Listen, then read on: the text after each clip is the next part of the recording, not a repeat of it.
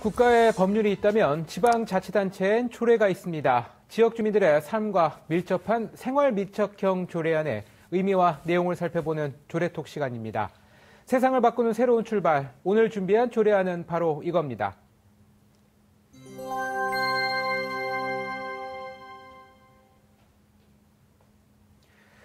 조례안을 발의한 이상훈 서울시 의회 의원 이 자리에 함께했습니다. 어서 오세요. 예, 안녕하세요. 네. 먼저 이 소위 제도권 교육을 벗어나는 이른바 학교 밖 청소년들이 한 해 한 수만 명에 달한다고 하는데요. 이제 학교 안이든 밖이든 차별 없이 평등한 교육권은 좀 보장되어야 할 문제 아닐까요? 예, 맞습니다. 예, 평등한 교육권은 헌법이 보장하는 기본권이죠. 네. 그런데 지금까지 한국 사회는 이 교육이라는 기본권과 공공성을 법률로 정하는 제도권 학교로만 제한을 뒀었죠. 그러다 보니까 교육의 공공성이 학교 밖과 안에서 차별이 심각하게 존재하고 있습니다. 네. 그렇다면 이제 공교육 그 제도권 밖의 청소년의 교육권을 안정적으로 보장하기 위해서 등장한 것이 이제 대안학교가 있지 않습니까? 예. 서울에 있는 대안교육기관은 그 어느 정도나 됩니까? 예. 서울시 대안교육기관들은 이제 근거 법률이나 조례에 따라서 그러면 지원 내용 또 관리하는 주체에 따라서 크게 두 가지 유형으로 나누는데요. 먼저 초중등 교육법 60조 3항과 대안학교 설립 운영에 관한 규정에 따라서 교육청에서 지원하는 대안교육기관이 44개가 있습니다.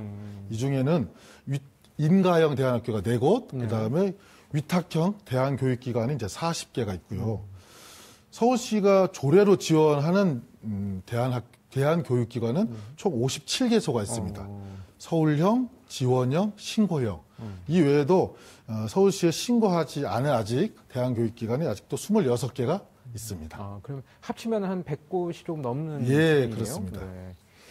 서울시에서 이제 대안교육기관을 이제 지원 아까 한다고 말씀하셨는데 이게 지원 정책이 시행된 지도 2년이 됐다고 들었습니다. 네. 근데 지난해 그간의 이제 성과와 개선 방향을 공유하는 행사도 개최하신 걸로 아는데 현장의 목소리는 어떻게 들으셨나요?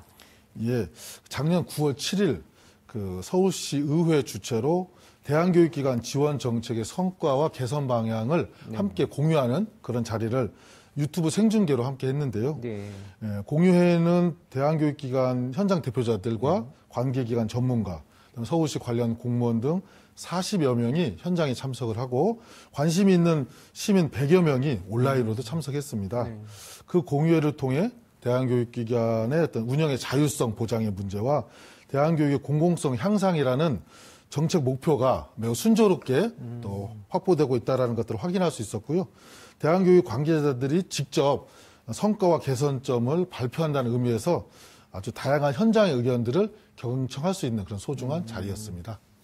네, 지난해 말이죠. 의원님께서 이제 대표 발의하셔가지고 이 대안교육기관 지원 조례를 개정하셨어요. 그래서 개정안이 통과가 됐는데 어떤 내용을 담고 있습니까? 예, 그 주요 개정 내용은 첫 번째 대안교육과 대안교육기관의 정의 부분에서 대안교육이라는 것이 개인적 특성과 필요에 맞는 다양한 교육 내용과 교육 방법을 통해서 개개인의 소질과 적성 개발을 목적으로 하는 학습자 중심의 교육이라는 점을 좀 분명히 했고요. 그다음에 대안교육 법률에 제정됨에 따라서 등록하거나 또는 서울시 조례에 따라서 신고하는 그런 대안교육을 실시하는 시설이나 법인 단체들을 현실적으로 확대할 수 있도록 규정을 좀 개정을 했습니다. 두 번째 주요 내용은 이 대안교육기관에 대한 지원의 책무를 시장과 교육감이 협의를 통해서 함께 맡도록 해서 대안교육기관 법률 제정으로 인한 본의 아니게 지원이 중단되거나 또는 대상에서 제외되는 그런 불이익이 발생하지 않도록 조례를 보완 개정했습니다. 네. 그렇다면 이제 조례안이 조금 더 안정적으로 정착해서 이제 효과를 내려면 해결해야 할 과제도 좀 적지 않아 보이는데요. 어떤 노력들이 필요할까요? 앞서 말씀드린 것처럼 이번에 시행되게 될 대안교육기관 법률은 등록에 관한 내용만 규정을 하고 있습니다. 그러다 보니까 실질적인 지원에 관한 내용이 없어요. 물론 이제 앞으로 이제 개정해 나가야 되겠지만 따라서 서울시 조례를 통해서 그동안 지원했던 곳들이 중단되거나 축소되는 일이 없도록 보완하고자 조례를 이제 개정하게 되었는데요. 앞으로 대안교육의 공공성, 민주성의 강화나 또는 긍정적인 효과를 만들어내기 위해서는 우선 대한교육기관에 대한 중앙정부와 지방정부 그리고 교육청의 지원의 책무를 법률로 분명히 해야 되는 것이 필요하다고 봅니다.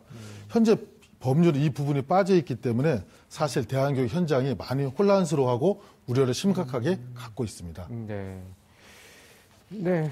그러면은 이제 의원님 말씀 한번 좀 나눠보자면 행정자치위원회에서 이제 의미 있는 활동들을 좀 많이 해오셨어요. 이제 남은 임기가 좀 얼마 남지 않았는데 어떤 부분들을 관심을 갖고 의정 활동을 해 나가실 예정이십니까? 예, 이제 6월 말에 임기가 네. 끝나는데 그 사이에 이제 대선과 지선이 지방선거가 있다 보니까 그래도 이제 가능하다면 서울시에 45% 육박하는 그 저층 주거지가 있습니다. 그 주민들이 민간 협력과 주민 자치를 통해서 주거 환경을 개선하는 일뿐만 아니라 공동체적인 노력으로 스스로 문제 해결력을 키울 수 있는 저층 주거지 마을 관리소라고 하는 제도가 있는데 그것의 시범적인 실행 모델을 만들고 싶습니다. 물론 마을 관리소의 성공적인 추진은 서울시와 자치구가 적극 협력할 때 가능할 것인데요. 그렇기 때문에 더욱더 6월 1일 지방선거가 중요합니다. 네, 알겠습니다. 세상을 바꾸는 새로운 출발. 오늘 준비한 조례안은 이상훈 서울시 의원과 함께했습니다. 오늘 말씀 고맙습니다. 감사합니다.